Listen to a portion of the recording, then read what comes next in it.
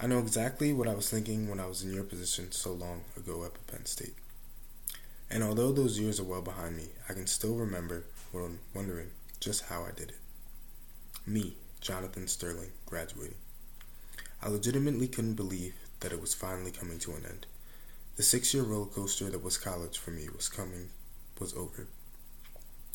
And while I was sitting in a seat just like the ones you're sitting in, upgraded folding chairs, that yes, came out of your tuition, I thought to myself, it feels like how it felt like when I was going off to school. I was for sure hot because Philly heat during the summer was unbearable. So I guess we're not too far off here at Florida State. But cramped in my mom's Toyota Sienna, I had to sit for 4 hours. The ride up to Penn State from Philadelphia is about 4 hours. I was wide-eyed and prepared, or so I thought I was. I had heard all the stories. My one cousin had told me earlier that my highlight of freshman year was waking up naked in a bush behind his dorm. So clearly, I was stoked. I had heard that it was harder than high school, and also that it was easier than high school. I'd watch Blue Mountain State, American Pie, and fantasize about the party life at school. I'd heard that it was going to be the best 4 years of my life, over and over and over again. And to be honest, I'd heard just about all of it. And after all the assumptions, the stories, good and bad, and the anticipation, I got there, and it's not that it wasn't what people told me it was. It was their perspective on an experience that I eventually would see in my own way.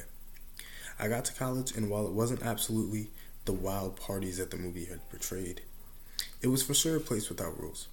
While going off to college isn't the exact same as leaving, they hold some similarities. You've seen your fair share of what you think the real world is, and almost certainly have heard the horror stories. Once you're out of school, people start really seeing just how many times they can ask you in a month. So nothing yet, huh? But going off to school, you are excited and happy to be moving on. Don't get caught in a vat of anxiety about what's coming. And get some reassurance in the fact that you had no idea what you were getting into when you came into school, and you made it here.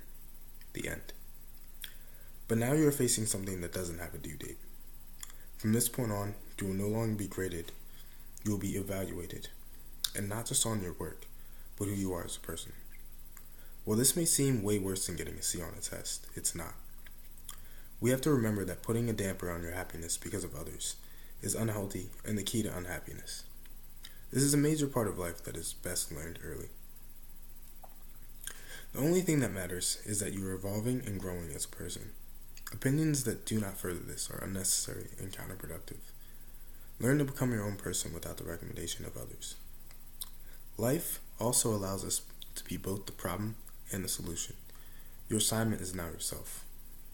Finding yourself is a wild goose chase. We're never going to be the final version of ourselves with everything worked out. But we can fix ourselves.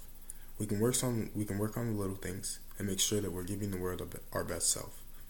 Having the vision to see the flaws in yourself takes time, trial and error, which brings me to my next point. Don't be afraid to fail. Please don't be afraid to fail, or to look like a complete buffoon. It's okay, and failing and being a failure are two different things. In order to be a complete failure, you would have to lose all hope in yourself.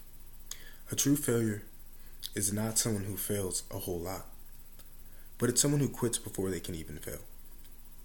Also, failing is something that makes you vulnerable, and when you're vulnerable, you're exposed, and that's not always a bad thing. Being completely exposed means that you have nothing left to lose, or to be ashamed of.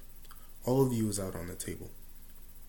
Bask in the feelings of nakedness when you have completely fell off your face and everyone miraculously got it on their Snapchat. Being okay with being uncomfortable is key in having a low-stress lifestyle, which only lends to your happiness. Keep your wide eyes. Stay optimistic, even if you have utterly no idea what awaits you. Life after college isn't what everyone will tell you or what you have seen anywhere. It's your own personal journey. Making sure to have a positive outlook is important. Also, keep and hold tight to the dreams that you have. Whatever your dreams or goals may be, you need to never let them go and to keep coming up with new goals. It is how to stay truly youthful in life. You're about to be attending Life University, guys. I don't know much to tell you other than you're ready. You always have been, and you always will be. The best thing about human nature is how absolutely curious it makes us. And that curiosity lends us to being driven individuals who seek things out of their time here. So spend that time wisely, and then you'll be wondering just how you got everything you possibly wanted. Oh, and the best part about Life University is no student loans.